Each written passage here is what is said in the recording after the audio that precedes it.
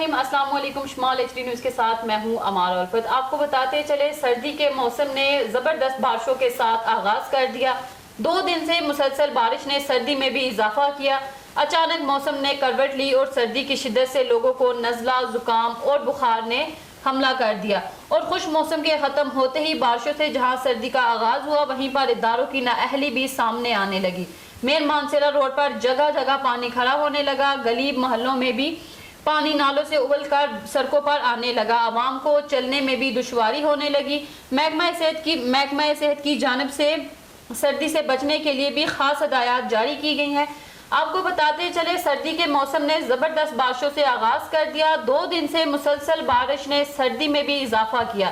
اچانک موسم نے کروٹ لی اور سردی کی شدت سے لوگوں کو نزلہ، زکام اور بخار نے حملہ کر دیا، اور خوش موسم کے ختم ہوتے ہی بارشوں سے جہاں سردی کا آغاز ہوا، وہیں پر اداروں کی نااہلی بھی سامنے آنے لگی۔